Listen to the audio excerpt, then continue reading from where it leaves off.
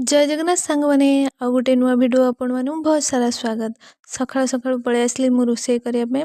एठी फुलकोबी आलू आ ग्रीन मटर मु गोटे तरकारी करी। एठी मु ग्रीन मटर छड़ौली आम झी आसी मो सांग छड़ौची ग्रीन मटर ता सहित मु आलू आउ बोईतालू गोटे भी भाजी करी आउ खटा भी करी। देखंतु मोर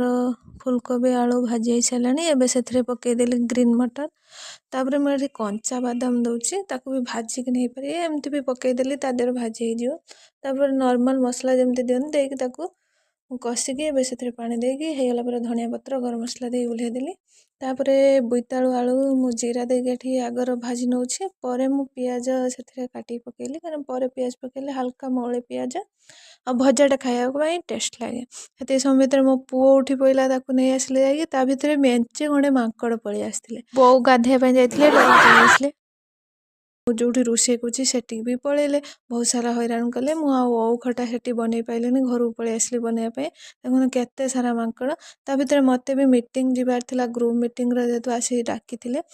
काम सारी एठी आमे बाहरिलु मीटिंग पाई जाइकी पहुँचलु देखो समस्ते भी आस सारी ए ग्रुप ना हूँ कल्याणी ग्रुप आ ये स्वच्छता विषय रे बहुत सारा बुझेले कि आम घर ठारू लाट्रिन केते मीटर दूर करवा ता सहित आक्वागार्ड यूज करवा बहुत सारा एमती आदर्श घर पर आम गोटे देते कागज लेखापी आम समस्ते लेखिक देलु आ भिडियोटी आपण मानू जदि भल लगे निश्चित लाइक करेंगे आम चैनल को सब्सक्राइब करेंगे रही।